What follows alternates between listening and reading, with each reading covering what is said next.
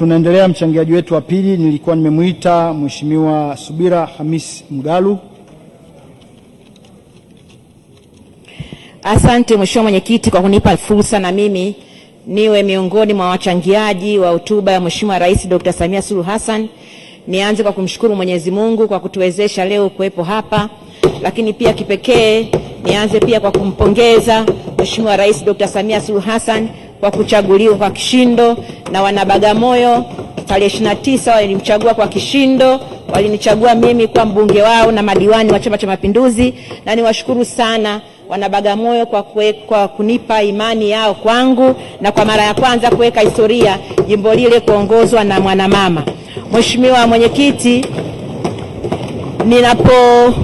ninaposimama kujadili hotuba ya Mheshimiwa Rais Dr. Samia Suluhu Hassan, ninamshukuru Mungu kwa sababu sehemu kubwa ya hotuba ile, hasa kwenye miradi ya kimkakati, iligusa jimbo letu la Bagamoyo ili kuwakilisha taifa hili. Na ninapojadili leo hotuba hii ndani ya siku 100 za Mheshimiwa Rais Dr. Samia Suluhu Hassan kuwa madarakani, ninawiwa kusema kwamba hata miradi ya kimkakati kazi imeanza. Ninaposema hivi, najielekeza kwenye sekta ya viwanda na uwekezaji. Nia ya serikali ya kuanzisha kongani nyingine ya viwanda kwenye halmashauri yetu ya mji wa Bagamoyo, jambo ambalo lilichukua takribani miaka 15. Eneo lilikuwa limepimwa na wananchi wamesubiria sana. Kwa mara ya kwanza tarehe 30 mwezi wa 12 2025 tulimpokea Mheshimiwa Waziri Ofisi ya Rais Profesa Kitila Mkumbo akija na wawekezaji 6 na kuwakabidhi hati ili ndani ya mwaka mmoja wajenge viwanda. Wanabagamoyo tunashukuru hatua hiyo, lakini kana kwamba haitoshi, katika kipindi cha siku 100 tumepokea mawaziri 3 ukiwemo Mheshimiwa Waziri Mkuu mwenyewe Dr. Mwigulu Nchemba, na wapongezeni kwa kazi nzuri tangu mmeteuliwa Waziri Mkuu na Mheshimiwa mawaziri wote. Lakini kana kwamba haitoshi, ndani ya siku 100 tumeona ushuhuda wa kuanza kwa mradi wa ujenzi wa bandari mpya Bagamoyo baada ya mamlaka ya bandari Tanzania kusainiana MOU na kampuni ya ujenzi wa bandari ya Bagamoyo kwa kuanza ujenzi wa gati 3. Miradi hii mikubwa imepelekea wananchi wa Bagamoyo kupitia ziara niliyoifanya kata karibu zote kuwashukuru na kusikiliza kero zao, kunipa maoni yao.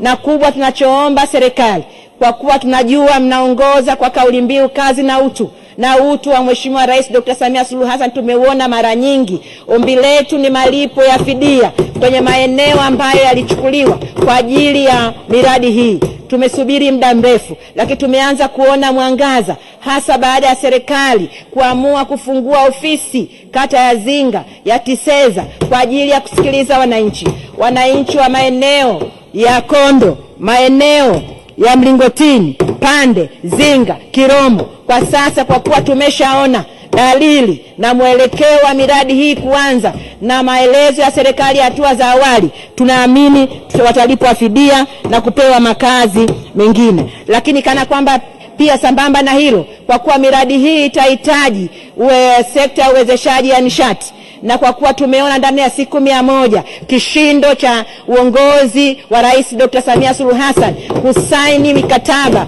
ya kusambaza umeme vitongoji 9,009, mradi mkubwa wa aina yake utakaogharimu trilioni 1 na bilioni 200. Na Bagamoyo tunashukuru kupata vitongoji 21 kati ya vitongoji 330 vya mkoa wa Pwani. Tuna imani miradi hii pia, mpango wa ujenzi wa substation kata ya Zinga na njia ya kusafirisha umeme kutoka Chalinze mpaka Bagamoyo, pamoja na miradi wezeshi ya barabara ya Makofia Mlandizi na kipande cha SGR kutoka Kwala mpaka eneo la viwanda. Tuna imani ndani ya miaka hii 5 Bagamoyo inaenda kuwa mji mwingine kabisa, na baada ya kupata hadhi ya kuwa halmashauri ya mji. Lingine ambalo ningependa kuchangia kutokana na hotuba hii ya Mheshimiwa Rais ni mafanikio ya sekta ya madini.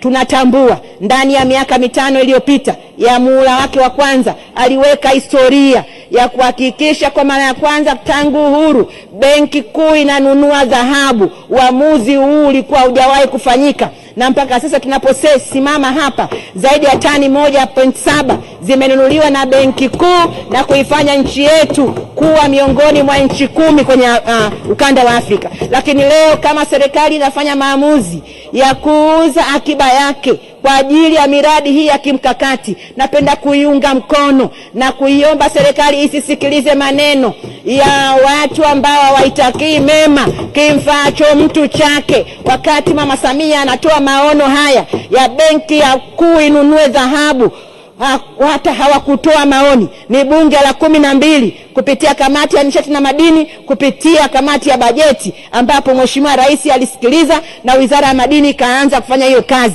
Inaposema leo inataka kuuza sehemu ili kugharamia miradi yake ya kimkakati, kupunguza utegemezi wa mikopo ya nje, ni jambo la kuliunga mkono, na hawa wanaharakati utwara ni wa kuwapuuzia na kuwaomba Watanzania wasipate taharuki yoyote, kwa sababu huo ni uamuzi wa kimkakati na ni sehemu ya hotuba yake ya Mheshimiwa Dr. Samia Suluhu Hassan kwenye ukurasa wa 14, na naomba niinukuu aliposema tutaimarisha masoko ya mtaani